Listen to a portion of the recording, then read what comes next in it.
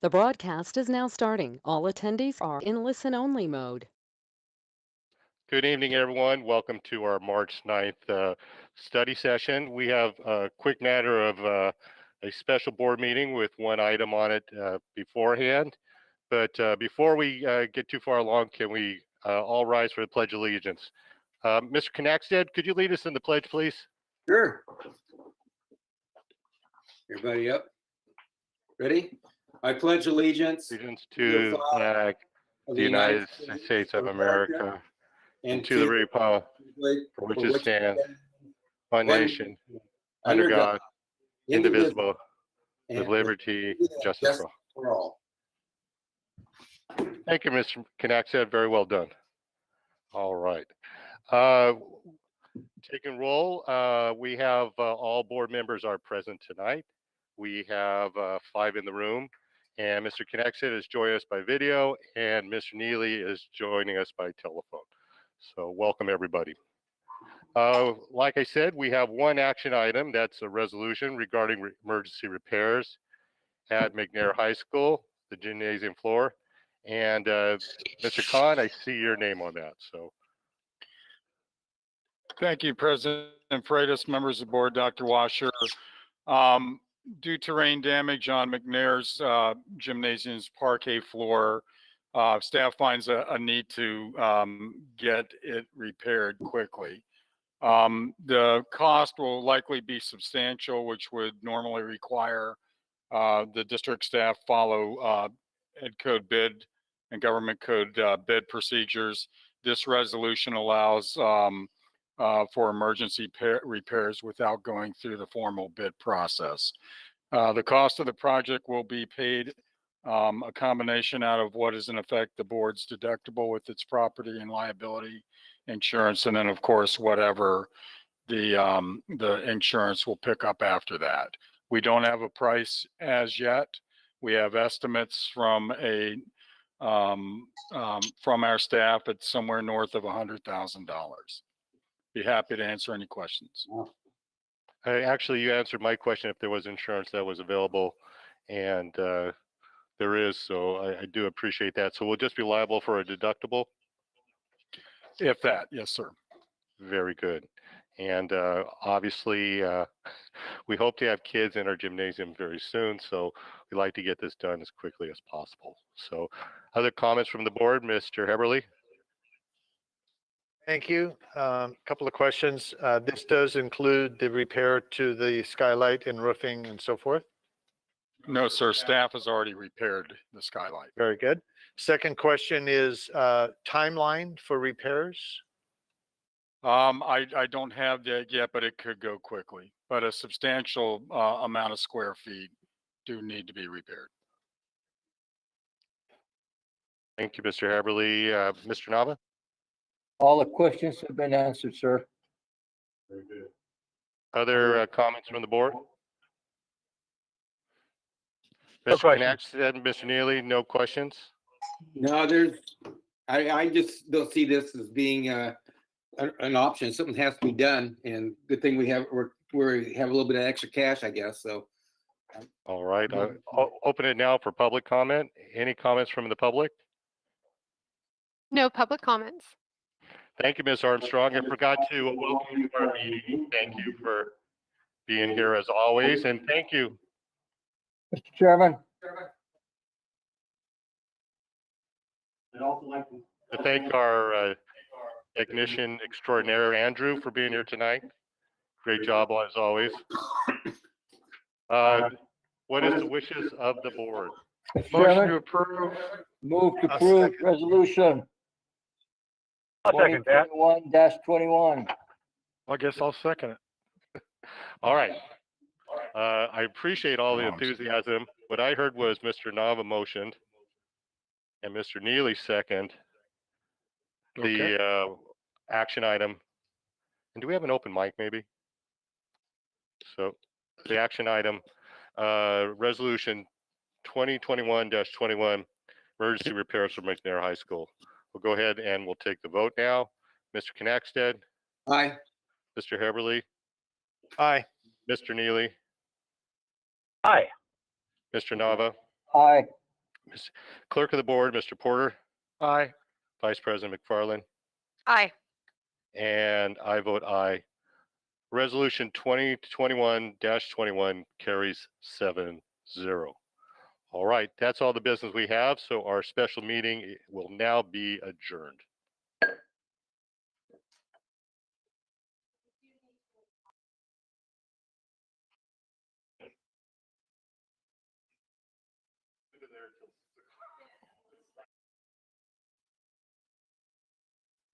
Now what do we do? I had the same question, Courtney. Oh, my,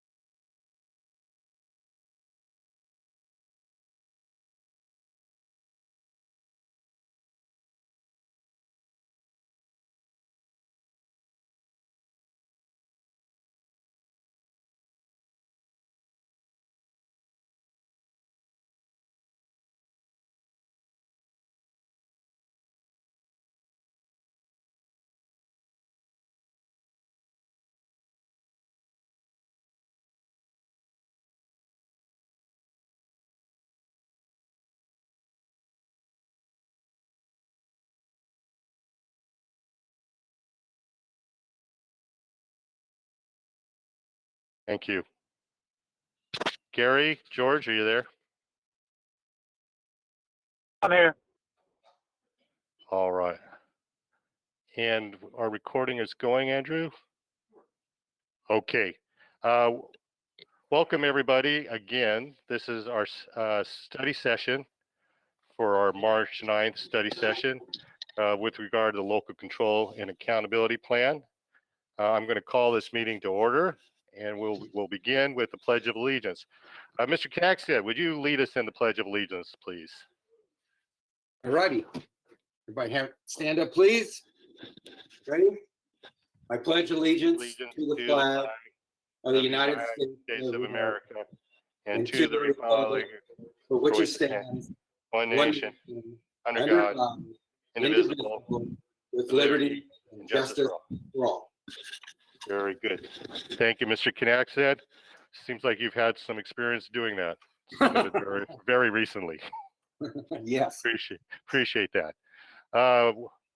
We have all board members are in attendance tonight. 5 of us are here at the district. Mr. Knaxted is on video, and Mr. Neely is joining us by telephone. Also, we are joined tonight by the executive assistant of the board, Ms. Michelle Armstrong, and we're also being assisted by our IT tech extraordinaire, Andrew. So welcome, Michelle and Andrew. Thank you for helping us here tonight. Tonight's study session is going to focus on our LCAP plan. And Dr. Sally, I see your name is on this item, as well it should be. I will turn it over to you, please.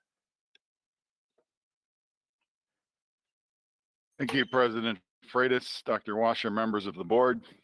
Tonight, we are seeking the board's input and direction in the development of the 2021-2022 Local Control Accountability Plan.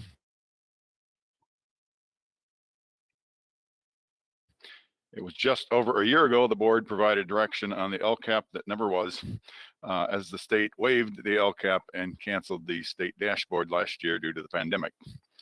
A new LCAP template has been released by the California Department of Education just this past January, and that launched this year's process as we started meetings with our local stakeholder groups. At these virtual meetings, Dr. Seha, who is also here this evening, presented a brief overview of the LCAP and the previous LCAP goals and actions. If you go to slide 2, please. The groups this year were provided with 3 prompts, and this executive summary will put those on slide there. Groups were asked to suggest their recommendations of what they would provide to improve student success and to respond specifically to services for our unduplicated students or our English learners, low income, and foster youth. And to consider the increases that in any increases in one area typically will require an equal reduction in another. Our stakeholder group representatives are present online tonight as well for any questions you may have of their participation in this process. At this time, I'd like to turn this over to Dr. Seha to discuss some of the details of what we heard from our stakeholders. And he also has some of the more granular data on the goals and actions and expenses in the previous LCAP plan, which is the basis for our current plan we're developing. So Dr. Seha.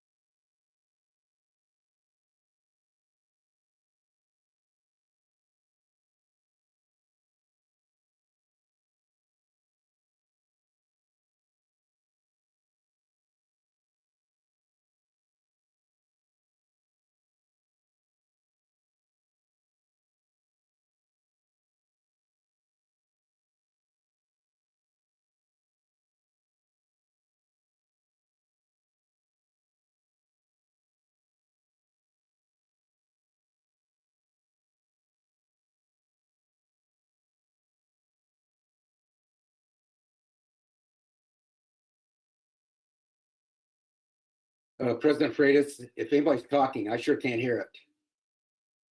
No? Okay. I could The hear you. presentation's almost over, Gary. So Okay, good. wants to start all over again. I'll see you next time. All right. Have a nice evening. Dr. Sayah is having a hard time with his mic, so Okay. which should have been thrown away.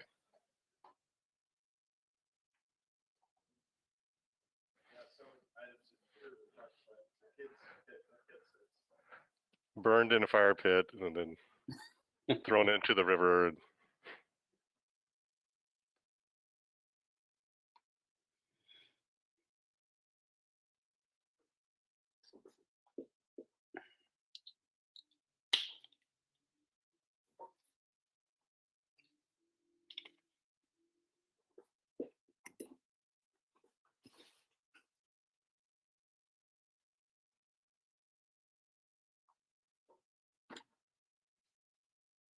All right, how's that? Can you hear me now? There you go. All right, thank you. Sorry about that. Having No worries. technical difficulties over here with our laptop. Glad we were able to solve them. Thank you, Dr. Solly, for the introduction. I'm President Freitas, Dr. Washer, members of the board. As Dr. Solly mentioned earlier, we met with all of our stakeholder groups in addition to meeting with our community groups, and we collected feedback to help guide our development of the 2021-2022 LCAP. If you can go to the next slide, slide 3, please. On this slide, you can see some of the areas that were common to all of the groups that we met with. You can see at the top of the list was social emotional supports. I think everybody's aware that, you know, during the pandemic, our students are going to need more social emotional supports and counseling. Second was academic interventions. You know, our students are in need of additional support. Our teachers are doing the best they can to improve student learning during distance learning, but we realize moving forward, we're going to need more support in this area. Third bullet, professional development for classified and certificated staff. That was a request that came out loud and clear from all of our bargaining groups. And then there was an additional request from our community and bargaining groups for enrichment opportunities. You can see some examples there, such as field trips, science camp, art, music, you know, requests for additional enrichment experiences. Last thing I wanted to mention before we move on to the next slide, we realize that, you know, right now, distance learning and the coronavirus pandemic is at the top of everyone's mind. This LCAP we're writing is for the 2021-2022 school year. One of the things that we want to bring to everyone's attention is we're hoping in 2021-2022, we are back to in-person instruction, and we need to plan accordingly. So when we're taking, you know, feedback from our various bargaining groups and taking into consideration what we need to include in our 2021-2022 LCAP, we need to plan for in-person instruction and adjust accordingly. We know that distance learning is on everyone's mind right now because that's the mode that we're in, but when we're planning for the 21-22 LCAP, we need to plan on in-person instruction, which we're hoping will return to in-person instruction for the next year. All right, next slide, please.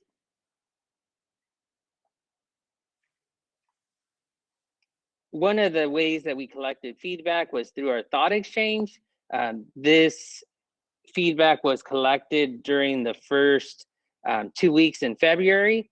And you can see there's some highlights from the thought exchange comments from our community members, our parents, and our staff that participated in our thought exchange. Among their top thoughts were reducing combination classes, reducing class sizes, additional need for reading interventions, concerns about distance learning, and then the last idea on this page is targeted interventions, just providing additional supports for our students that are struggling. And I'll give you a second before we move on to the next slide to read their comments directly.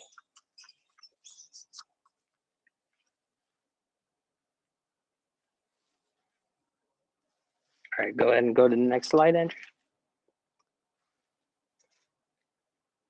On this next slide, we do want to remind everyone about our budget implications for planning for the next school year. As budget staff have mentioned previously, we are experiencing declines in enrollment. During the 1920 and 2021 school years, we experienced a decline in enrollment of 1,200 students. The next bullet reviews what our LCFF supplemental and concentration grant funding per student is on average. You can see the amount there. It's $10,686 based on a 2020-2021 K-12 average. Overall, the 2020-2021 supplemental and concentration grant funding was $51,400,802. And taking into account all of the feedback we collected from our various bargaining groups, from our community, staff recommends we continue current LCAP actions. Given the struggles that the pandemic has posed, we do want to consider some adjustments in the following areas. There's two areas where we would like to recommend adjustments.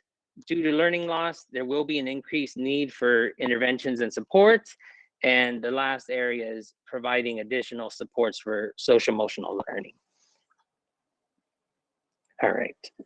And we'll be happy to, as Dr. Solly mentioned earlier, we do have several bargaining group members and representatives on the line to give their feedback to help guide the development of the LCAP.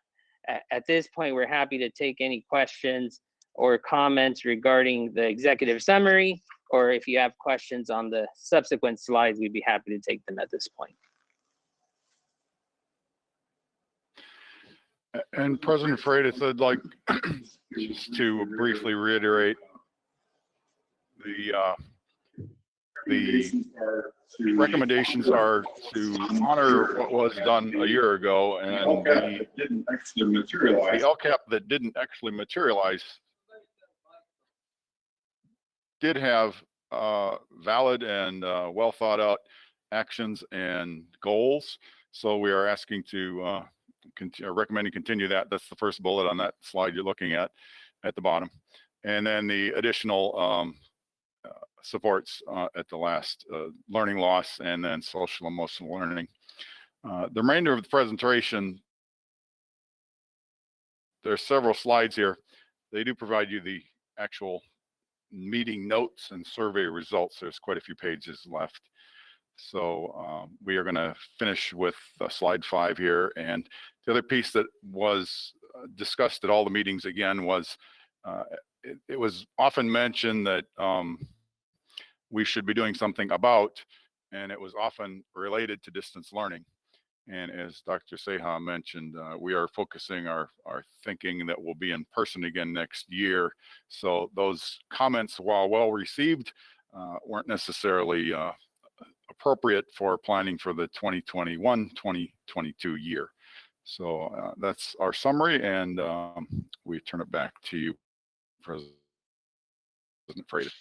Thank you, Dr. Seha and Dr. Solly, very much appreciated. So it's been suggested that our process here tonight would be that we receive input from our bargaining groups, our employee stakeholders. Then we go to our public comment, our board comment, and ultimately end up with board recommendations. The only change I would make to that is before we turn it over to our groups, are there any questions from the board about tonight's presentation that need to be answered before we move on? Mr. Nava? Yeah, the templates are different than any other year. What are they? Is it still 8? The template looks very similar to previous years. You're correct in that there's several goals. A goal is listed and then actions appropriate to that goal. There are 3 main goals. Initially, some of you will recall way back, they started with 8. They sort of constituted them down to 3. and we focus in on the 3 primary goals. But the template, like I say, it was revised, but it is still very similar. In fact, when we log in again, they have already uploaded and provided for us our quote unquote old LCAP, so we know where we were and we can plan forward from there. Okay, one more question. When you had the community, what areas did you cover in the communities? We have North Stockton, Lodi proper, Lockford area. What areas in the community schools, for example, group of schools that you had your meetings with and the input from the community? Thank you, Mr. Nava. The meetings were all virtual, so we didn't meet locally at a particular school, but they were certainly open to all participants in these various groups. And so I guess in summary, due to the pandemic, we did not have regional or localized meetings at this year. I just want to say it's very difficult to do that. That's why that was my question, because in the previous years, we had meetings at certain elementary schools and cover certain areas, or the high schools cover certain areas. And I think we got a lot of great input from those people when we got them there. And that's the key thing for the next time that if we go in person, is to get a magic thing to get these people to attend. I don't know, bring some vodka or something. No, I'm just kidding. But cupcakes. I know Dr. Washer can bake some cupcakes and maybe they can get some people in there. Okay, that's my pet peeve on it, because we need these people and we need to have them for their input. Thank you.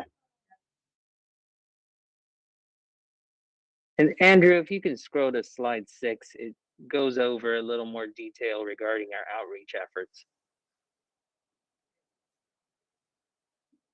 Very nice. Thank you, Mr. Nava, and thank you, Dr. Seha, again for pointing that out. Any other questions from the board? Mr. Neely, any questions before we turn it over? No, sir, and I appreciate what Mr. Nava said. This has always been a struggle for us, but I think Mr. Sully's doing a great job, and I'm good for right now. Thank you. Very good. Ms. Knaxted, any questions? No, I'm good. Thanks. All right then. If there's no other questions from the board at this time, let's go on to our bargaining groups. It appears that the list I have is alphabetical, so you can kind of guess where you are and what's coming up next. Our first group, alphabetically, is the California School Employees Association.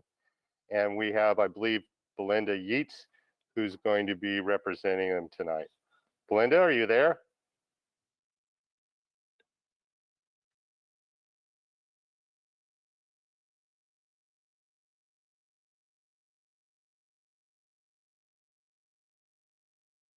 President Freitas, it looks like Belinda is actually self-muted.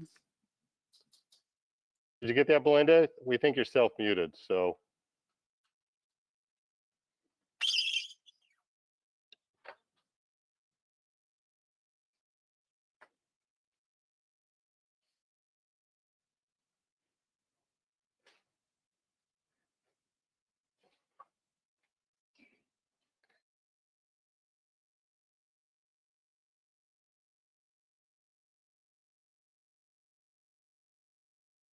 What do you suggest, Andrew? Belinda, if you see on the top right, there's a little red icon with the microphone. Go ahead and press on that and then make sure it's green, please. There, I think I'm unmuted now. You are Can you hear me? unmuted. We hear you loud Hi. and clear. Welcome to our meeting, Belinda. Thank you. I just want to bring up a few things. I'm sorry, Randy was going to speak because I had an emergency. Anyway, I just want you to remember that your classified staff includes a lot of people: paraprofessionals, clerical and administration services, transportation, nutritional services, custodial maintenance services, technology, security service, health and student services. I want the board to understand that we would also like to know how the CARE dollars are used to help our staff provide instruction to students in person and remotely learning. How are we taking into accountability the needs of our staff and making decisions in relations to our CARES money? Right now, some classified staff are working below minimum wage. If our salary schedule is not corrected, these staff members will still be working in 5 years below minimum wage. Our goals are the same as everybody in this bargaining unit and the board and our district.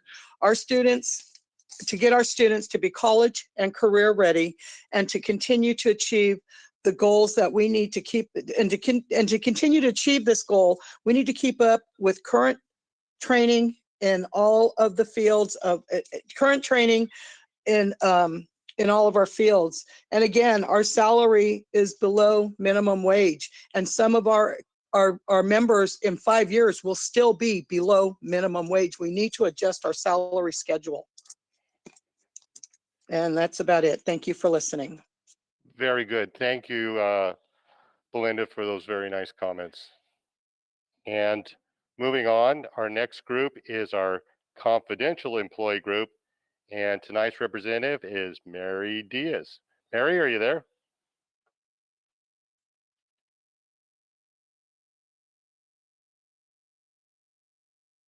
Can you hear me? Loud and clear, Mary. Good, good. Well, good evening, President Freitas, members of the board, and Dr. Washer. The confidential. Welcome to the meeting. Can you hear me? I'm sorry. Yes. Good evening and welcome. Okay, thank you. Just wanted to say that the confidential group is in alignment with the common LCAP themes of supporting Lodi Unified School District's #1 priority, which is the students. And including in that is, like I think Dr. Seja was saying, we were saying social emotional support for our students, continued focus on academic intervention to remediate any learning loss that may have occurred due to distance learning. And also, we also agree the enrichment activities for students to welcome them back when they come back to in-person instruction. So we have those 3 bullets that we wanted to kind of share with you guys. Can you, okay, I don't know if you can hear me. Yes, Mary, we hear you fine. So thank you for those comments. Was there anything else that you wanted to address? No, that's about it. I mean, Dr. Seja pretty much said almost the same thing that I was saying, but I agree with him. Very good. All right. Well, thank you for your comments, Marion. And we're going to move on our list. We have our Lodi Education Association and Michelle Oregon. Hi, Michelle. Welcome to our meeting.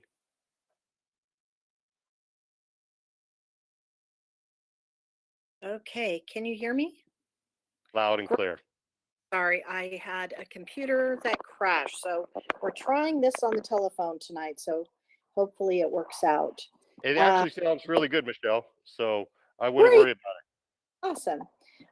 Well, thank you, President Freitas, members of the board, for the opportunity for us to share and give some input and ask a couple questions about our LCAP.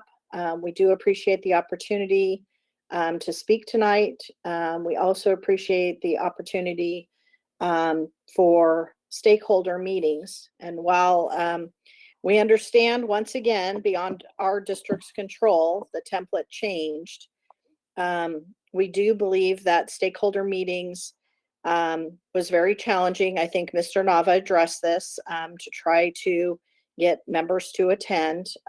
We did have that same issue this year of hurry up and rush once the template came in with a short window to give input. And teachers' lives are full of meetings, and so it was a little bit challenging to set a meeting. With that done, we do believe that there should be ongoing and more opportunities to explain the LCAP to the community, to actually see the LCAP document. We did not see that. It was just a couple of questions. Leah does believe that some of the things that were shared in the executive summary are where teachers feel would best serve our students. They had, as you will see the notes in the pages in the back, lots of comments and lots of things that they'd like to see for students. I think number one is making sure that they have highly qualified teachers, that we recruit them and we retain them, and that we train them.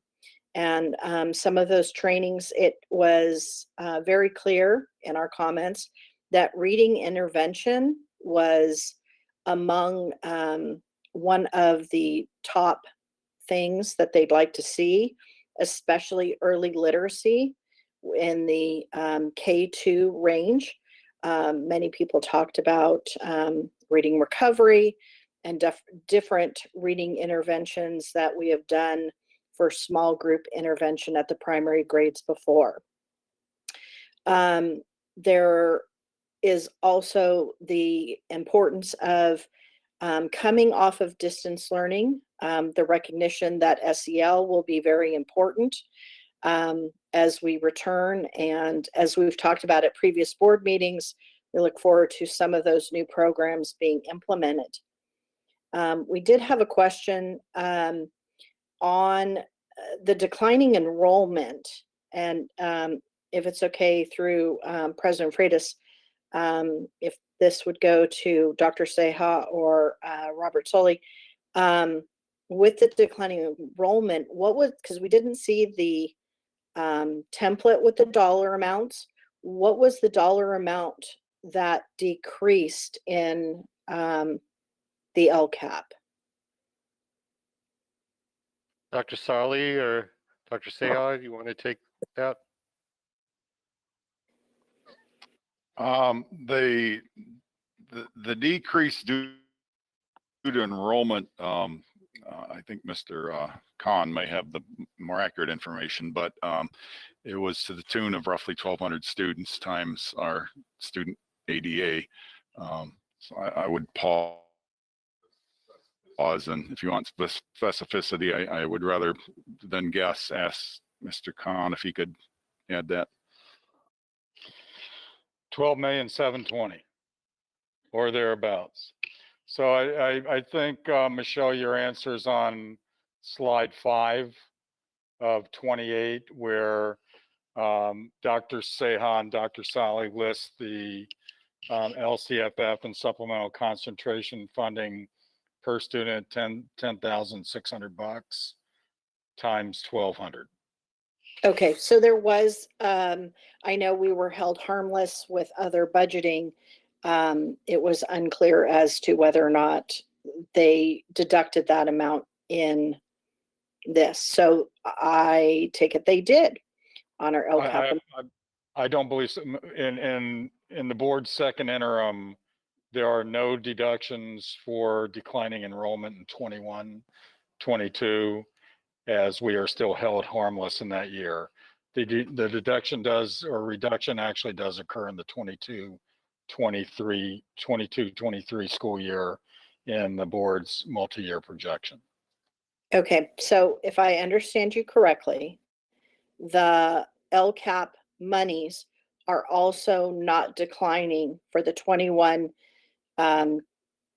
22 school year. They will for the following school year, correct? We are still held harmless in the 21, 22 school year, yes. Okay, so technically we're not, funds are not changing or declining then based on our declining enrollment. We still have the same LCAP funds, correct?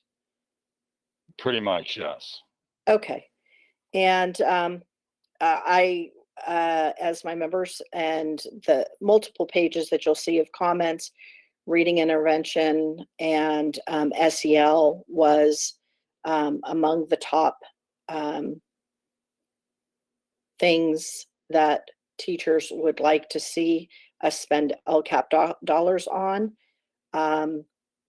However, we certainly would entertain as we go forward in working on the LCAP as we continue to actually see the document itself and where each of those are allocated on the new template.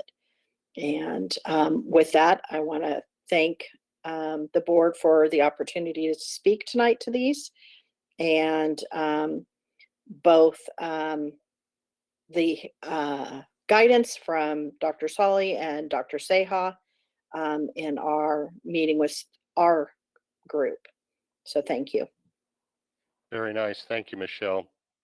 Moving on, we have Lodi Pupil Personnel Association, President Dean Blout, and representing them tonight is Nick Dale Bout. Nick, are you there?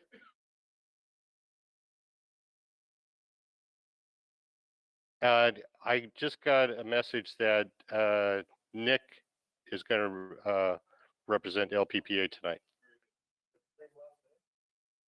Nick Dale Bout. You guys hear me? Yes, Nick. Welcome to our meeting. How do you Hi, say your good last evening. name? Good evening, everybody. Dale About. So my first name's Nick. I pronounced Nick. I got that. You got to give me a little partial credit. Dale So About. good evening, everybody. Thank you for your time this evening. Thank you, members of the board, and just for the opportunity to share input about the LCAP process and funding issues and kind of upcoming concerns that we would have related to that. So one of the issues that we have discussed and we wanted to highlight are the differences we hear about the declining enrollment district-wide. However, in special education, the number is really increasing of students that we're serving. And so within that, we want to make sure that the students are getting, as much support as they require. So right now we have about 130 LPPA members. That's the same as it was about 11 years ago, despite the large increase in special ed enrollment. And so if we were to have the same number of employees 11 years ago, then that means right now in 2021, we would have 34 new members. So as you can imagine, that creates a pretty large strain on caseloads, because as we open up new classrooms, we're hearing day by day now at our schools that a new autism classroom is opening at this site, or a new resource classroom is opening at this site. So in all of those situations, those are new special education teachers are being hired, new paraprofessionals are being hired, but we're not seeing commensurate increases with any of the school psychologists, speech language pathologists, counselor positions, et cetera. And especially given the situation that we're in right now with,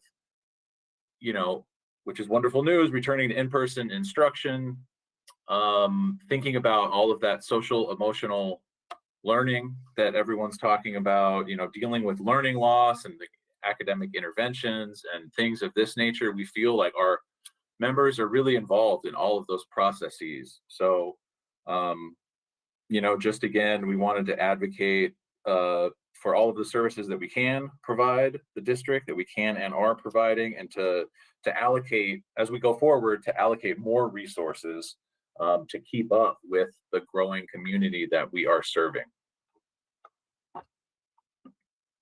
Wonderful. Thank you, Nick. Very nice.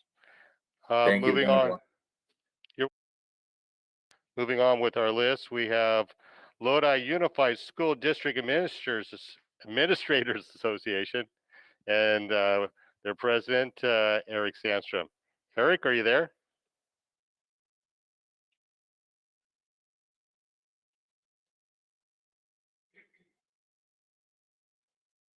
President Freitas, I don't see Eric Sandstrom on the list. Okay. Wonder if we know if anyone else is representing the administrators or.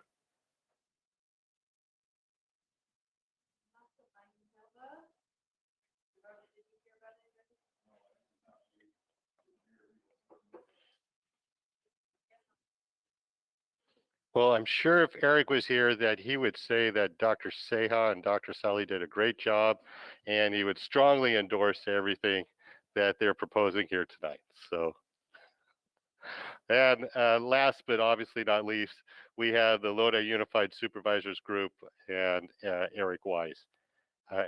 Eric, are you there?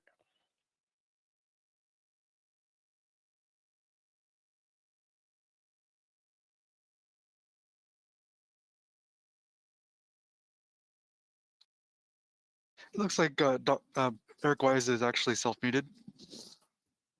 So Eric, I don't know if you heard the directions before, but if you go into the upper right-hand corner of your screen, you'll see a red dot with a microphone. I in believe it. I'm on now. You are loud and clear. Welcome to our meeting, Eric. Thank you, thank you. Good evening, President Freitas, members of the board, Dr. Washer. LUSG was able to meet with Dr. Seha to go over and better understand LCAP, which is greatly appreciated. We had some new folks that joined in that. So I'd like to say thank you to Dr. Seha for taking the time to do so. After review and discussion, we have agreed that LUSG would like to see more resources and support towards the social emotional learning, providing counseling services. It was apparent, you know, with students being away from school for a year now and transitioning back in, that's going to be one of the biggest obstacles. And we believe this type of service is going to be an asset when students return to in-person instructions. I believe that will help them be successful in doing so. All right, very good. Thank you, Eric, and thank you for the input. And thank you to all of our bargaining groups and our employee stakeholders for that input and very important information. Next in our process was public comment. And Ms. Armstrong, what do we have for public comment tonight? We have one, Aisha Bryce. Hi, Aisha. Welcome to our meeting. Board President Freitas and members of the board, I do apologize. I'm doing double duty with the parent meeting at Podesta Ranch tonight. So I'm coming to you as a parent of Podesta Ranch, John Muir, and Bear Creek High School. So I think the first thing I'd like to start with is the access to supports such as a school as Podesta. They have access to a counselor 1 day a week. And when we think about the situation we're in with the pandemic and we've all been affected, and knowing that my son will have extremely limited access to additional social emotional supports, that is a level of concern. Also for that school site, a level of concern is Podesta has a great principal, but she doesn't have additional support. She has a lot of special education classes on our campus. Ms. Lyle does an amazing job, but it seems like it would be helpful if she had an assistant, you know, a VP to support her with all the work that she's doing to support her special education programs, and also to help her continue to be vigilant and visible to all students to support all families. As a parent of a GATE student, I also want to make sure that we provide additional resources and supports for our GATE students. They have also endured learning loss throughout this year of the pandemic. So making sure that we are continuing to provide supports. I know in previous meetings we discussed summer school. Can that summer school opportunities be extended to our GATE students as well? A STEM camp, it doesn't have to be long, but something to re-engage them. A lot of those students are in higher level courses, but the math concepts are very difficult to obtain during that time. So even a mini math acceleration camp to help them go over those higher order thinking math concepts. And thinking about the high school domain with access to courses. If you have students who are behind credits or need remediation, we need more opportunities such as 0 and 7th period. So those are my areas of concern, but foremost is the need for additional elementary counselor supports. why do some schools have more than others, and thinking about the equitable opportunities for all students what the district serves. So thank you for your time this evening. No, thank you, Aisha. And you're mastering that skill, which is being in two places at the same time. And we greatly appreciate your comments tonight. So very well done. Okay, moving on with our list, we have board comments related to the presentation. Mr. Knaxid, you're up first. I have to unmute myself. Yeah, okay. I think what I heard so far tonight is the common theme is reducing combo classes and intervention, and many of the things that seem to be mentioned are already goals that we as a board have had for quite some time. One of the things, and these are all good goals. One of the things I heard tonight was that I have a concern about is that we have an increased number of special education students or services that we need to provide. And my question actually is, why do we have so many? Where's this coming from? Where we have a larger need for the special education services. So that's, you know, in addition to identifying them, I'm kind of curious why we even have this increase. But for the most part, yeah, the things mentioned are things that I agree with, and I think that our board has agreed with for quite some time. And that's my comment, Mr. President Freitas. Very nice, Mr. Knaxid. Mr. Heberly? Thank you, Mr. Freitas. I really enjoyed reading the comments a couple of times and taking notes, and then hearing the comments again tonight. I thought it was really thorough. A couple of things that stuck out to me was that several groups, the first one I saw was CSEA, and like I said, there were other groups too that were talking about additional training. And when you have CSEA that has such a diverse group, there's a lot of very job specific training, and just wanting the training and recognizing that, hey, you know, we want to stay current, we want to stay up on things, whether it's safety or whatever is job specific to them. Just that willingness to do the training, I think, is really great.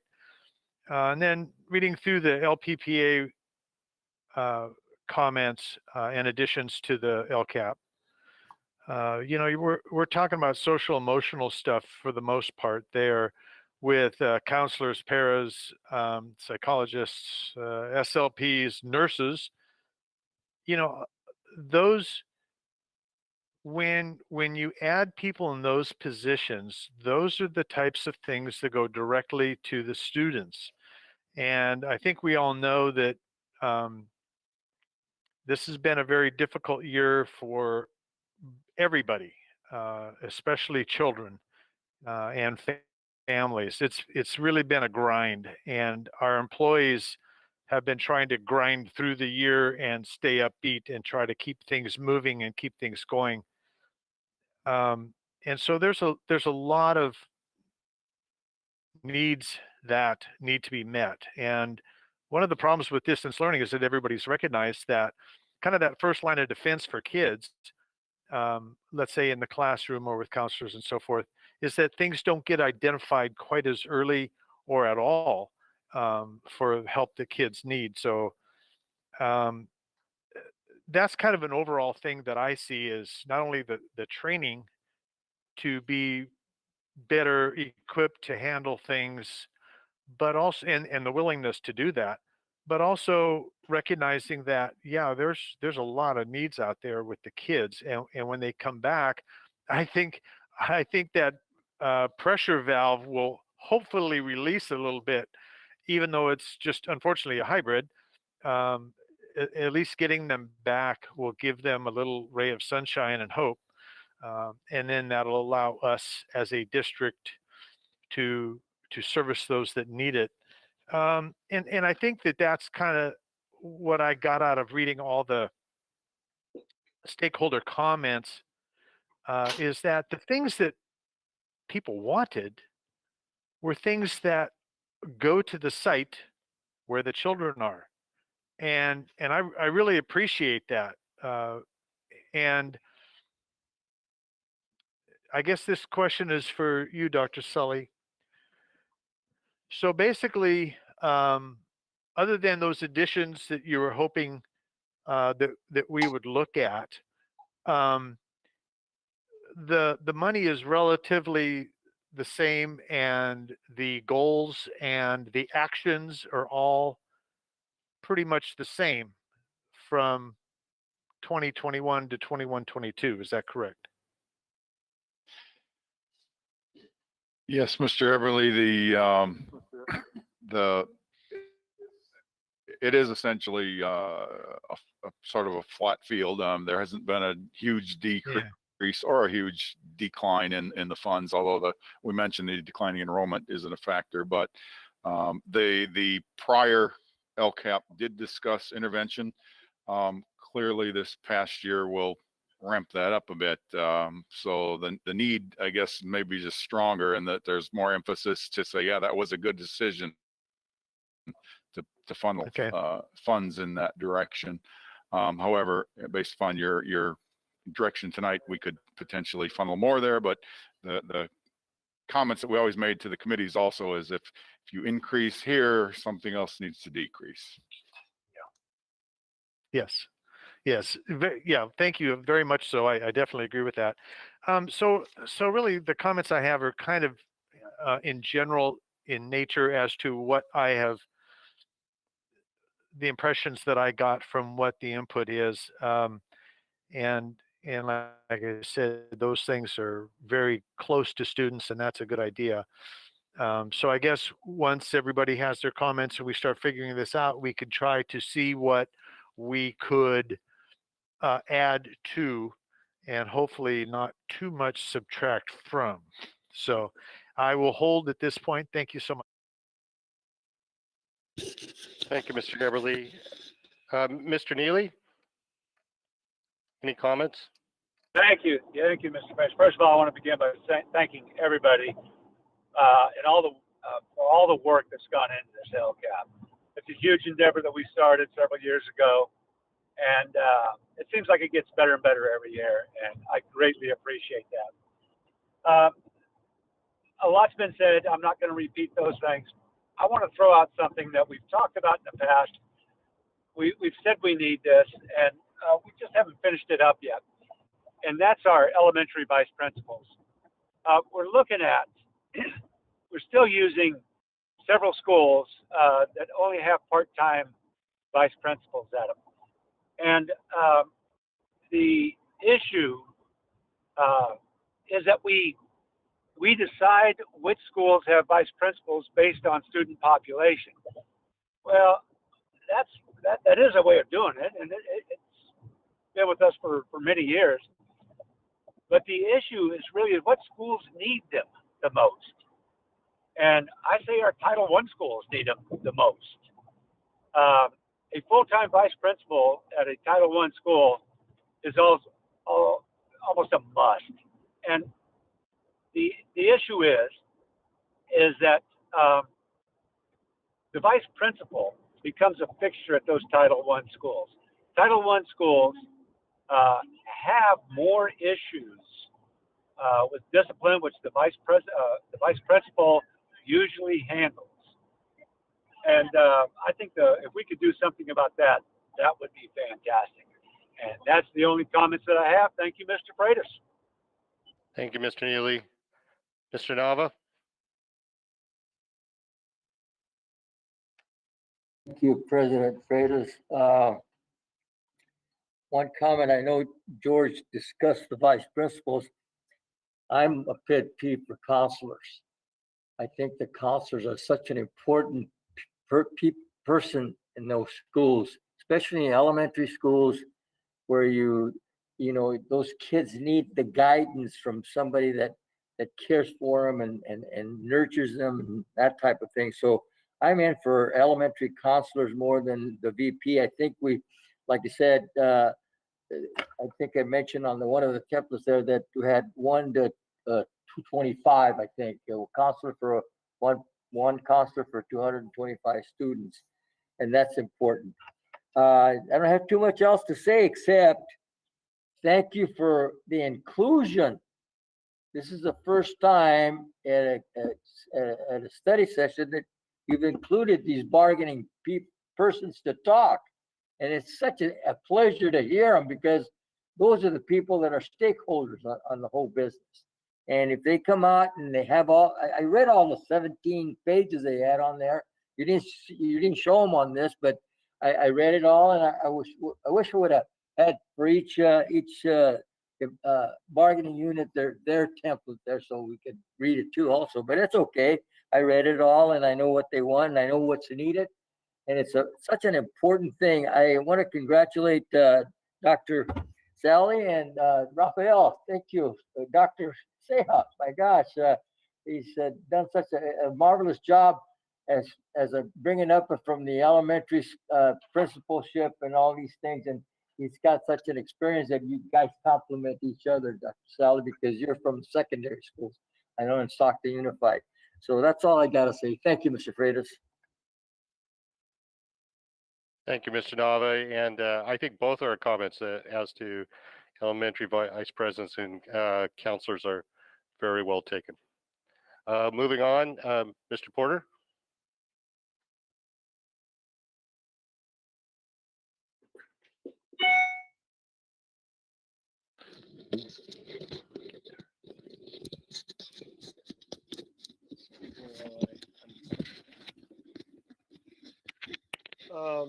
Dr. Sehow, this LCAP was done during a pandemic, is that correct? We haven't Yes, been in that's school for over a year, is that correct? That's correct. How accurate do you feel that this template is in a reflection for school year 21-22? When we're considering the LCAP template, what we're provided by the California Department of Education is basically just a formatting tool. The actions and goals that we put into the LCAP are what really define the services that we're providing our students throughout our district. Right, but right now our services are clearly out in untested waters. Is that correct? Yes, distance learning has certainly presented additional challenges. I would agree. So if we were to use this LCAP based on information for this year, and a lot of it is good information, that's going to bind us towards next year, is that correct? With the new LCAP template, we are able to make changes to the actions that we are providing. The new LCAP template is much more flexible. We are at the start of a new 3-year LCAP cycle. During this past 3-year cycle, the document was much more inflexible, and it was much harder to change the actions or services we were providing. With the new document, we have much more flexibility, and we are able to adjust from year to year, which, you know, moving out of the pandemic, I think will be a great asset. So again, help me because I'm not the smartest or sharpest knife in the drawer, but you're saying then that this new template that you use this year, is that correct? Or is this the old template and we're moving into a new template? The LCAP template we are currently using to develop our 21-22 LCAP will start the new 3-year cycle. So we are actually developing the LCAP for the upcoming school year. So this is year 1 of next year, is that correct? Yes, that's correct. And then you mentioned that while we're going on and gathering information, it's possible to tweak the LCAP, is that correct? Yes, each year we'll follow a similar format where we will collect stakeholder feedback and we will present that feedback to the board. So each year we are going to follow the same process where we can make adjustments as necessary. Now you said each year, but you didn't say during the year. So the LCAP is set for that year. Is that correct? Yes, that's correct. Okay. I would like to volunteer my services. I did to Miss was it Vedika or was it Don? Who was the one that retired? Katowski? Was that correct? You bring more people to the table.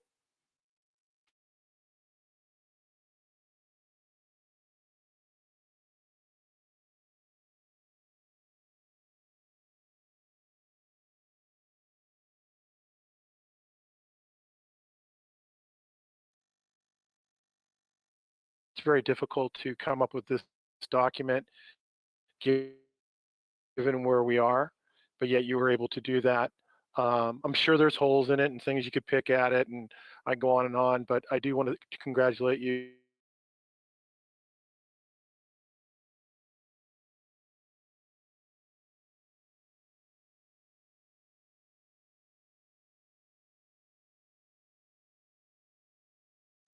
Holders involved and a better girth of ideas for us to follow. So thank you very much and congratulations. Thank you, Mr. Porter. Vice President McFarland. Thank you, President Freitas. First, I'd like to thank you again, both of you. This is an amazing document. I have also read the comments. I found them insightful and ringing true based on the phone calls and the emails that we get. So thank you for the comments. I'd like to also start by saying thank you to all of the associations that spoke, the stakeholder, the different LEA, CSEA. Each of you had very insightful thoughts that will help us form our decisions. So thank you for those. I'd also like to make sure that in this process that we are looking at hands-on and not just programs. I don't want to impose how you do your job, but I think with us being distant and we've done so much on a computer and hard, I think we need some face-to-face and some hands-on in our decisions. Especially when it comes to the social emotional. I love to see science camp. I love to see anything that gets a child with their hands on at all ages. And so that's important to me. The social and emotional. The one counselor at a school makes me nervous. And this will be the balance for you, Dr. Washer. If we add VPs and we're taking teachers away, and we want to add more counselors, there's a balance in there that has to happen. And that's going to be rough because a VP is an integral part of a school.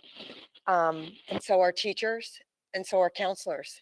And I think I wouldn't want to value one over the other. And so that's going to be a balance to make it work in this program. And I wish you luck and we hope to guide you in that. I also want to make sure the special education comments had me a little confused. Has there been an increase in special ed? Are we missing something, us as a board? Because it sounds like the number has gone up. Do we have any data that would, I mean, I'm not asking for it right now, but if there's data that shows that there's more need, then I want to make sure that anything to do with special ed and learning loss in that area is covered. I'm unaware that those numbers have risen to that point that we're missing the boat. So I want to make sure about that. And I think my biggest concern is that while we're identifying what's needed in the LCAP, my big concern is when we identify it, where does it go from identification to process? So how quickly do we identify the problem and then put the process in place, whether it's a program, an additional hire, or an action? Because identifying it and then taking 6 or 8 months to put it into play, we've lost a year. Not saying we've done that, not saying we're going to do that, but I want to make sure, especially coming off of COVID at home, that our process and our that time is cut in half at least, and we move quicker. And I also want to make sure that in this process that we have room for each site, and that while we might think a program fits most of what it has, I hope there's enough flexibility that the sites can do what best suits them. because as we know, as you go from site to site, each site has a little bit different problem. And so I want to make sure that we have some LCAP money that's a wiggle room in there. I know there is, but I'm hoping, especially coming off of COVID, that wiggle room will be available.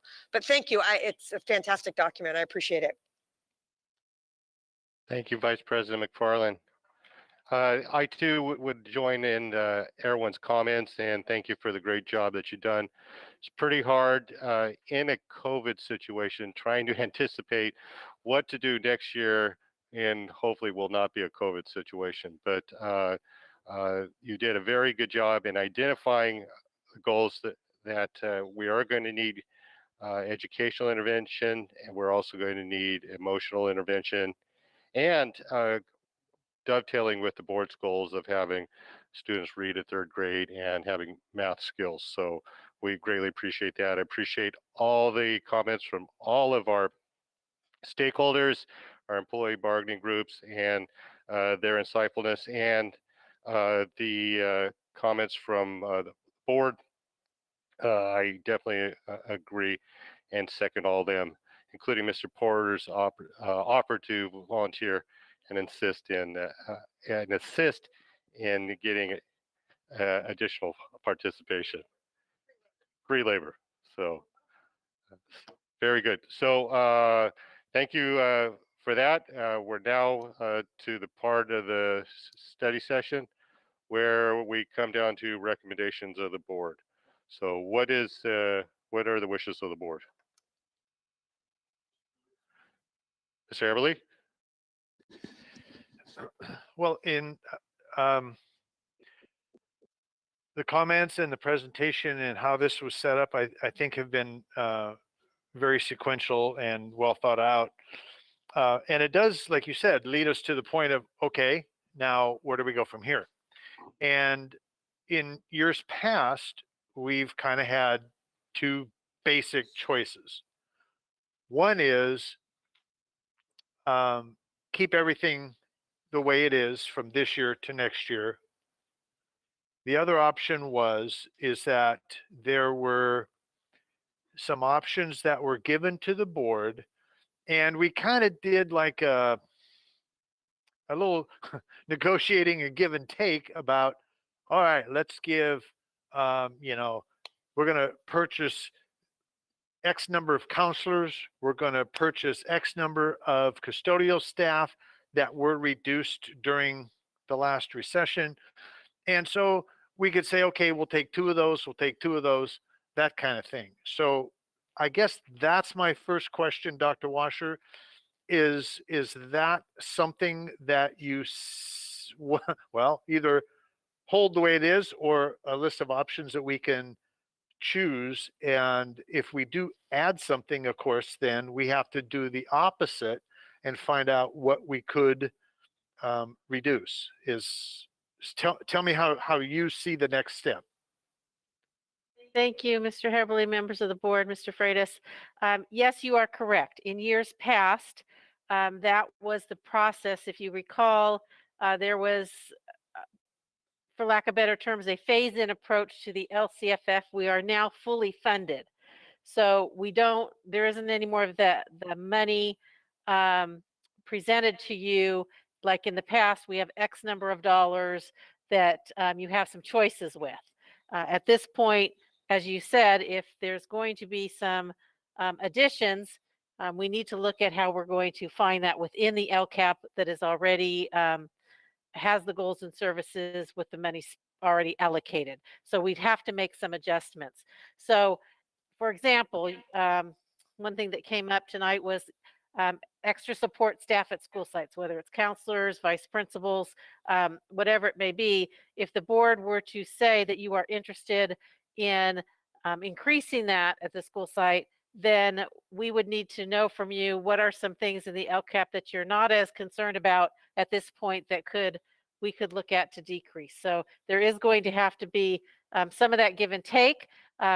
Also, please understand and remember that there is the CARES money, and we do not, of course, recommend ongoing expenses for that. But if there are some things that are one time that would fall into that criteria that we could use that pot of money for instead of the LCFF LCAP money, we could also look at that. So there are some things that we could balance out a little bit here because of the situation we're in. But when we're looking at our ongoing expenses with the LCAP, we're at a point where we need to look at taking away if we're going to add, especially if we're talking about ongoing costs. I don't know if that answered your question or. Yeah, I do have a follow-up. Dr. Seha, you were saying that there is a certain amount of flexibility. So let's say LCAP is signed, sealed, and delivered. However, we identify a need. That is, it's like a budget. A budget is, a movable document within reason. It sounds like the LCAP is now a little bit more flexible within reason. So that would allow the board to adjust as needed through those funds. And a lot of it from past experience is the concentration funds and, so forth. And so I just want to hear it again.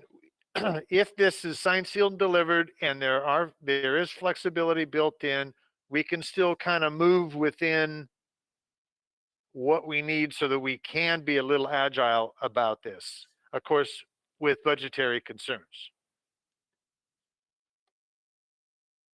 Yes, that is correct. In upcoming years, we will be more agile and we will be able to adjust based on the data collection that we do in subsequent years. Okay, well, that was kind of where I was going. I'm talking about the 21-22 year. And I don't want Mr. Khan's blood pressure to go up because if we're talking about changing, we're talking about money. And believe you me, I get the whole thing as if we're going to say, you know what, we need to hire X personnel. Well, that is an ongoing cost, and that makes it extremely difficult. But like mentioned earlier, I don't like throwing programs at it because a program really doesn't mean anything if you don't have people to run the program. And I'm very much more of a people than program person. So let's narrow this down. For the 21-22 school year, we have some flexibility within the LCAP. Yes or no? So for the planning for the 21-22 LCAP, we have from now until June 1st to approve the LCAP. So we have the next several months to develop and refine, and we are going to be presenting it to community groups. We'll, if necessary, we can bring drafts to the board if that is the desire of the board. So we have the next few months to develop the LCAP. We do have a hard deadline of June 1st for a public hearing and June 15th for the approval of the LCAP. Well, and that's why I want to make sure that we are going to continue discussion. And at what point are we going to maybe look at increasing one area and possibly decreasing another? Mr. President. Certainly there is flexibility, especially up until board adoption of LCAP. I would also argue there is some flexibility afterwards. However, I'm sure the board is aware, even though these monies are budgeted and received in an unrestricted resource, the reporting requirements on these have tightened substantially since LCFF came into being some 10 years ago, 9 years ago. So Mr. Seha and Mr. Solly will have to actually report that supplemental concentration monies approved by the board were used for that purpose. If there's some need to change the function of the money, as long as it still fits within that purpose, my understanding is that's copacetic. But again, the term categorical is often used almost sarcastically now with supplemental concentration money. There may be a point at which the legislature just makes it so, but it is getting a little tougher to change once you get out of the gate. Thank you. Beverly, you are correct. I've seen us do it both ways where we've sat there and figured out every penny and dime and recalculated, and the other times where we rock and roll. And so, very good. Mr. Nava? Yeah, what we did actually is right, Ron, Everly. We prioritized. Remember, we had a list of priorities at each template, and then you brought it to the board, and the board tweaked it, did this and this and the other. We're finished with that actually, but I think that being that you're starting again, and you have a priority on some of the things that are asked for by your stakeholders, your bargaining units and your community. And I would like to see Dr. Sally and Dr. Seha on prioritizing some of the things that these people need. I know they talked about emotional controls. You need counselors, you need VPs, you need all kinds of things. If I went on through those 17 pages, you could find out. I didn't prioritize anything because I didn't see any, I need this more than this and that and the other. So, but I think this, if you get the priority set, I am all for it. Of course, I mean, it has to be done. And then, like I said, Dr. Seha, you started on 2021 with the 3-year plan on it. Okay, that's all I got. Very good. Thank you, Mr. Nava. Mr. Porter?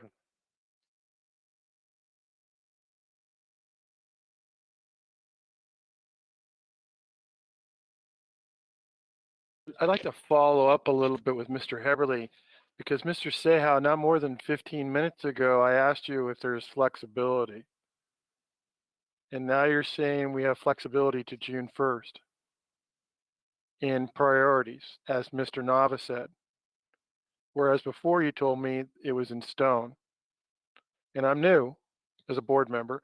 Mr. Nava and Mr. Heberly have greater experience than I do. And now I'm learning through Mr. Heberly's questioning that we have flexibility based on the information that you provided. Is that correct? We are starting a new 3-year LCAP cycle. During this time when we're setting a new baseline for the 21-22 school year, we have, to look at the student data, look at our local indicators, and identify, the actions and services that are working, and we definitely want to continue. We also need to look at, what are the actions and services where we haven't seen improvements in student outcomes, and we may need to make adjustments. Over the next few months, staff is going to be working on developing the 21-22 LCAP, which does need to get approved by June 1st. As you may imagine, it's a 150-page document, give or take. And so it takes us a substantial amount of time to develop the document. While we do have flexibility to adjust actions and services, we do need to take into account that staff spends a considerable amount of time developing the document.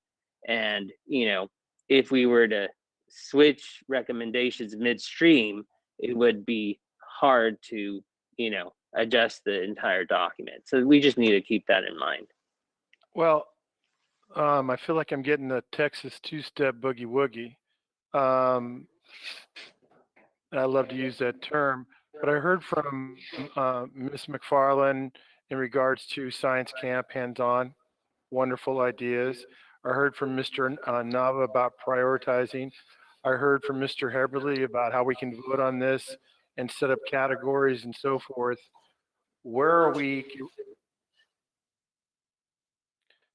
I feel like we're in this abyss right now, and we need some affirmation of what Mr. Heberly was talking about. Somebody has a mic open somewhere? I would like to know, following Mr. Heberly's, what the board can do step by step to get everything to help you achieve a June 1st deadline that we feel comfortable with, that will meet the needs of our students based on the information that you've gathered. Now, Mr. Heberly has talked about 2 different ways of that approach. Mr. Nava has as well. Both seem more than practical to me. What's our next step that Mr. Heberly asked about? Because I didn't get clarification on that, and I don't know if he did either. And I like Ms. McFarland's ideas of the hands-on, because I think that's going to be very vital to kids instead of just staring at a screen. Priorities, Mr. Nava. So Mr. Sehow, Dr. Sehow, what is our next step then based on all this wonderful information? And you talked about a 150-page document, but you are paid to do that. So what is our next step? Thank you, Mr. Porter. So Dr. Sehow and Mrs. Sully, was the purpose of this more as an informational as to where we are so far, and then actually crunching the numbers, you anticipate that to be at a future meeting?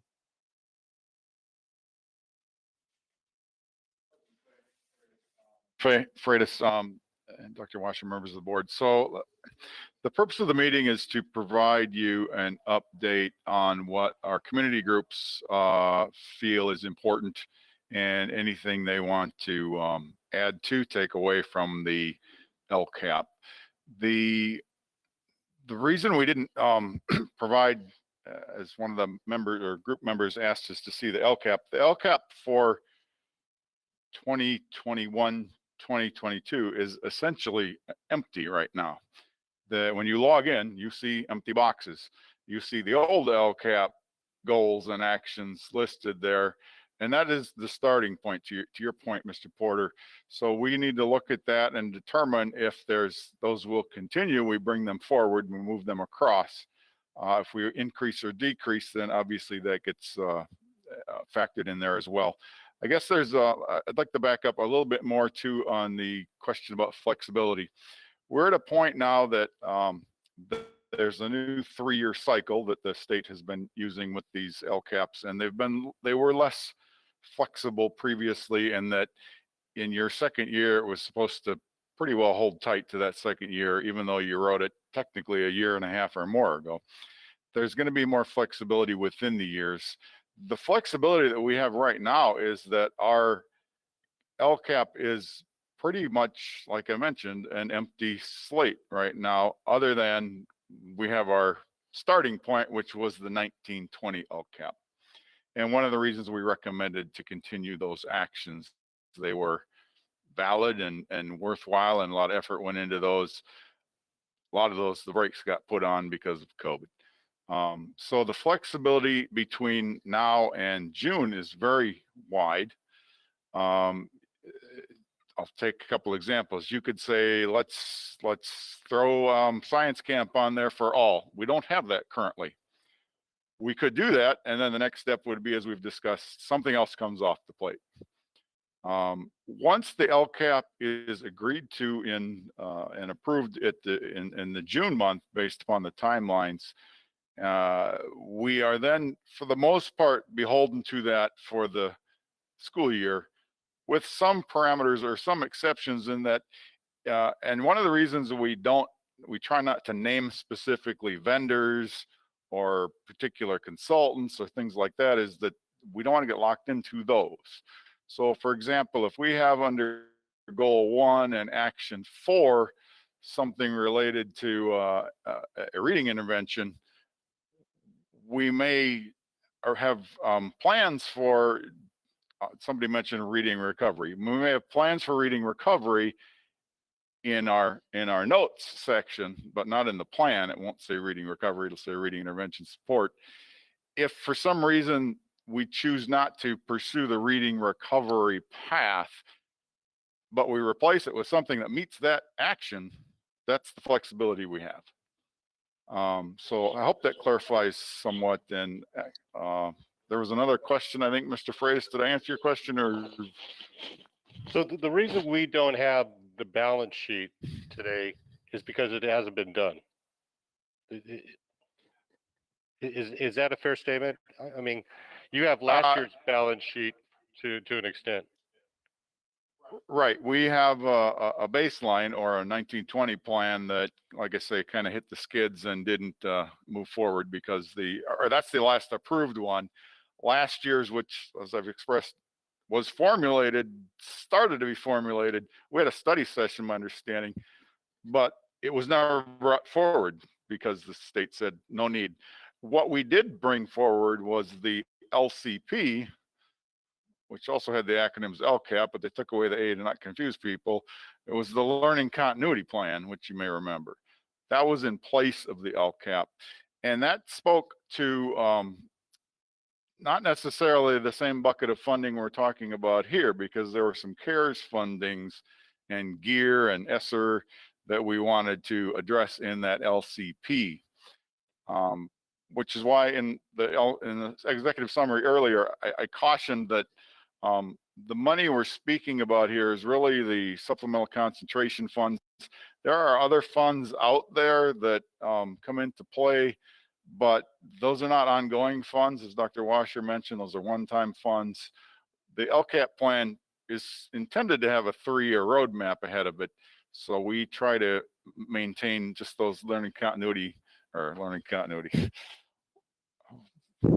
unduplicated student funds, supplemental concentration funds, and trying to formulate that more carefully around those more level funding streams. So again, I'm not certain that I fully answered your question, President Freitas. What I'm thinking is that at a future meeting, you're going to bring us a balance sheet of how we're going to spend the LCAP funds. And that would either be starting point with last year's LCAP that wasn't finished, and then we will approve it, or we will rearrange the mix. You see that happening at a future meeting, or are we doing that tonight? No, tonight we are just seeking guidance based upon what you heard from the stakeholders, and if you agree with their comments and or any others you wish to add, and the recommendations that staff is making. We can certainly, yes, we will bring forward more of what you're calling a balance sheet in the next month or two, although the time is clicking because, like Dr. Seha mentioned, June 1st, we really need to get to the final plan for a first read. But we will certainly be able to update you ahead of that and to look more at what you're calling a balance sheet.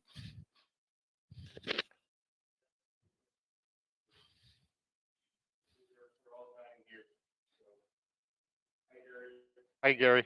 Does that answer your questions? Okay. Any other comments from the board? Ms. Vice President McFarley?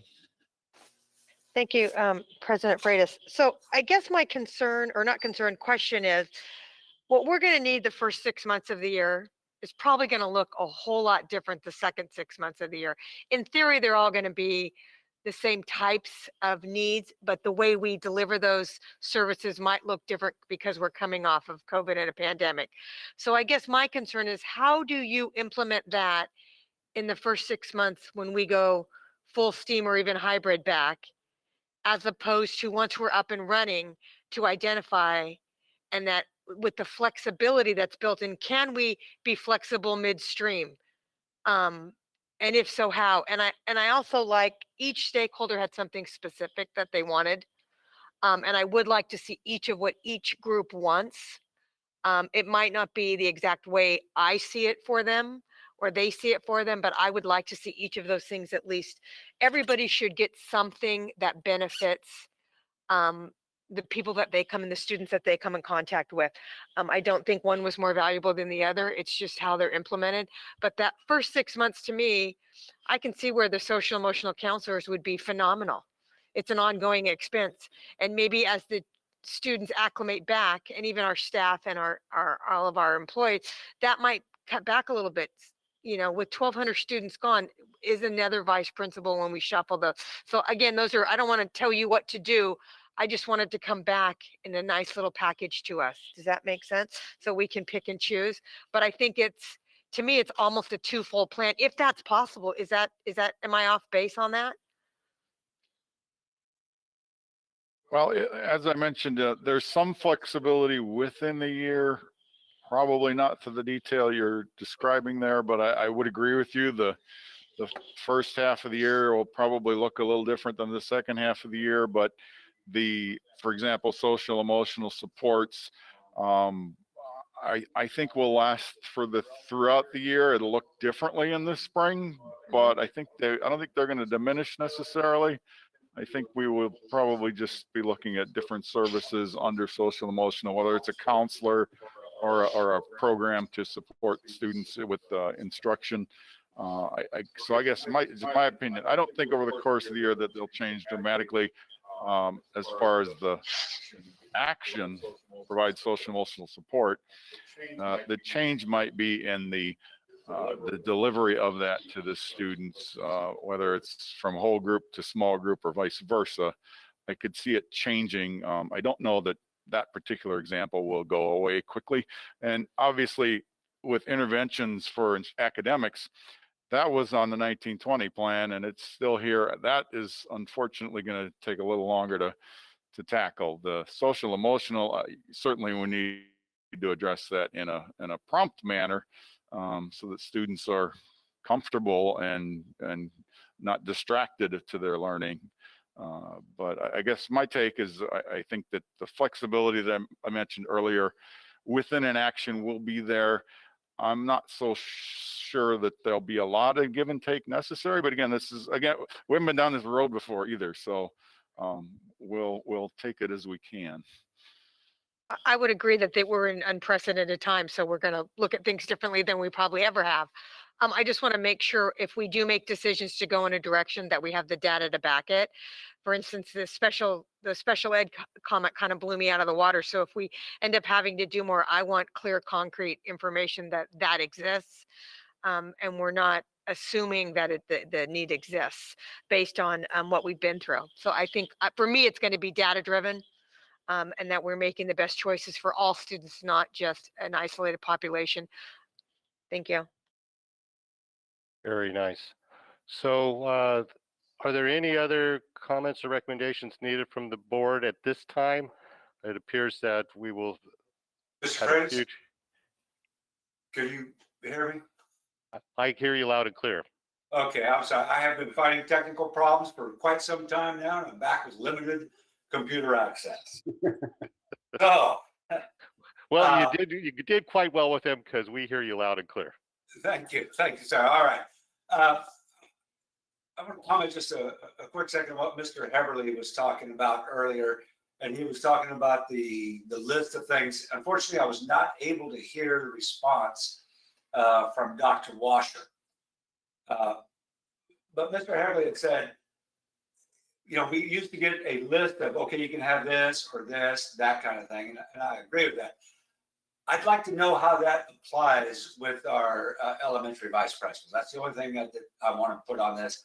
And then I encourage another meeting on the LCAP so we can get back together and maybe give some more guidance about midterm. That's all I've got. Thank you. Well, George, this is Ron Heberly. I believe I heard Dr. Washer say I could have whatever I wanted while your computer was not working. Oh, never mind. But yes, I'll let her talk. You know, Ron, you've got that way about you. Yeah, sure.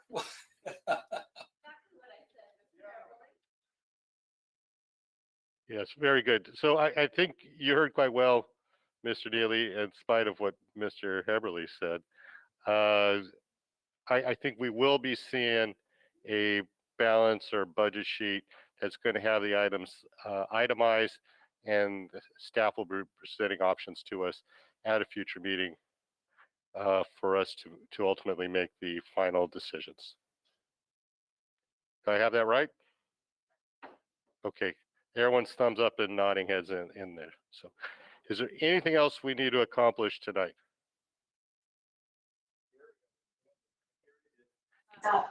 Gary? President Freitas, if I could mention one more thing. One of the things we need to keep in mind is that in our current LCAP, the majority of the actions and services currently go to support FTE. So we support lots of staff throughout our district, and that's in many of our actions and services. The actions are geared towards providing additional support through full-time equivalent staff in the various bargaining groups at our school sites. If you take that away, that's the majority of the funding. The LCFF funding goes towards supporting staffing at our sites. If you look at the additional actions and resources, it's a relatively small pot of money where we're providing additional supports and resources.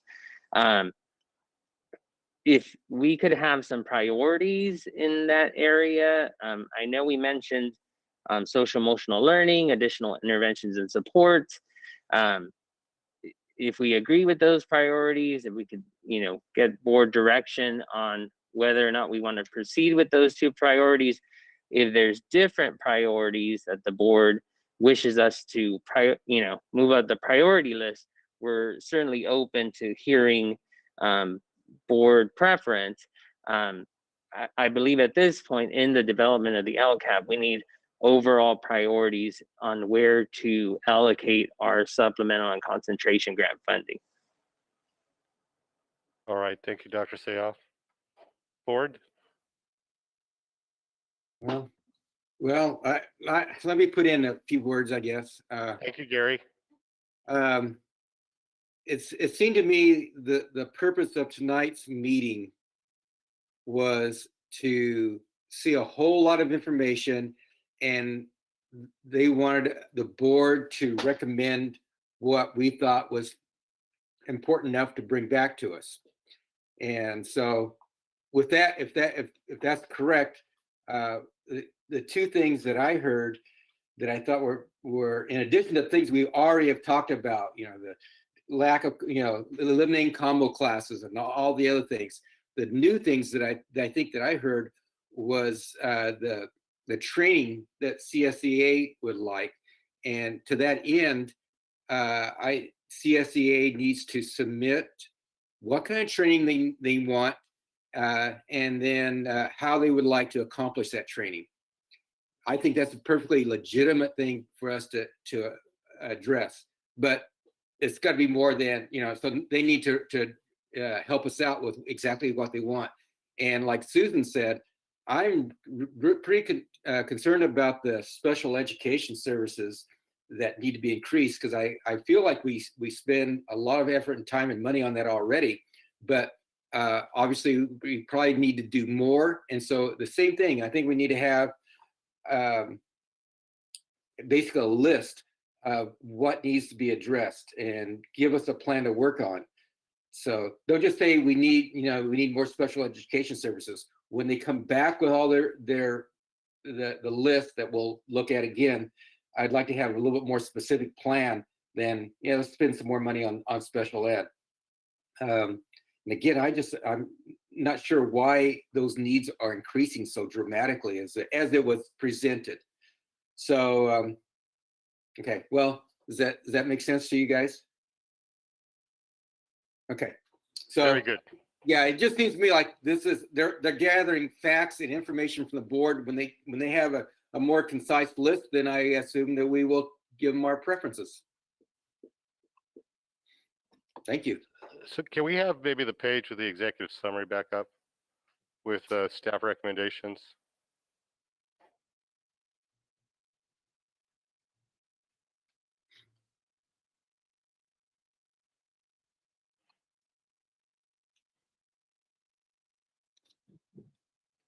And Do the recommendations carry on to the second page? No?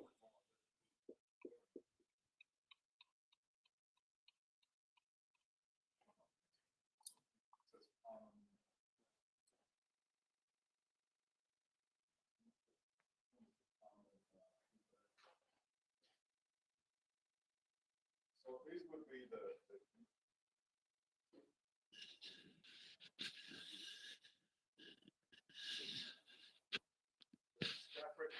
this slide would be the, well, that's spun on me now.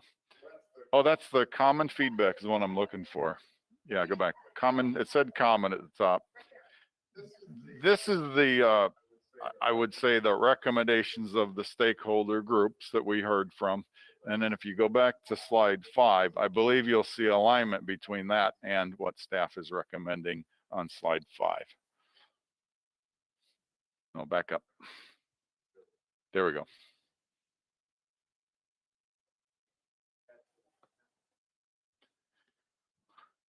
So these are the overall goals, and then how you're going to accomplish these overall is still a work in progress as to the final mix and how to doing this. So I am fine with these goals and I would support them.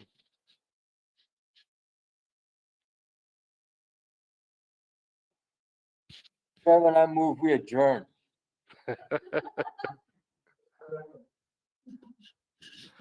So we, I'd like to adjourn. It seems like we have to give some recommendations. So there's staff is still asking for something.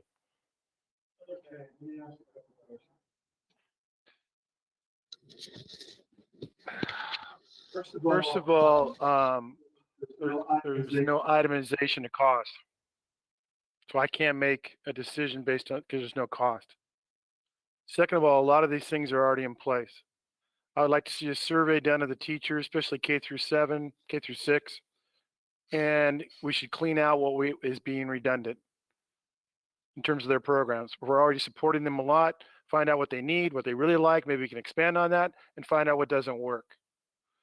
Third, we need to look more into science camp. I think it's a wonderful thing, and it's a sad thing that we got rid of it.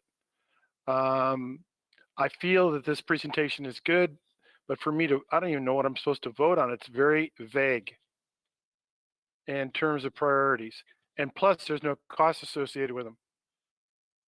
You gave an overall summary, but you did not itemize. So I don't know what programs are needed on K through 6. I don't know what programs are not needed. Have you done a survey with the teachers? Dr. Sayal? And Mr. Porter, I appreciate all your concerns and I get them. I think what they're saying is that they're asking us, do we want to have dinner? And then they're going to bring back to us at a future meeting, which the menu will be. What will be the appetizers? Okay. What will be the main course? What will be the dessert? Yeah, I'm a little hungry too. So I think that's what they're saying. But if we're in favor of these goals, which is continuing what we've done in the past, work towards increased intervention support for our students, and provide additional support for social emotional learning. And they're going to actually figure out the mix of whether this is done by additional counselors, additional vice principals, by programs, by science camp. And they will be bringing that to us at a future meeting. Is that my understanding? I'm seeing Dr. Sally nodding his head. I see. If that's it, then I'm very happy. Okay. I mean, I'm in step with you. I'm figuring this out as I'm going along. It seems to me. Like, I mean, I'm not disagreeing with you at all. I completely agree with you, because I feel like, do they want specific? Do we vote on, or do we keep it vague like it is now? We say continued. To be specified at a later time. So you want to know whether we want breakfast, lunch, or dinner, and then we're going to figure out whether if we're having breakfast, we're having crepes or. I'm just mixing it up. Keep it. No, I completely agree with you. Okay.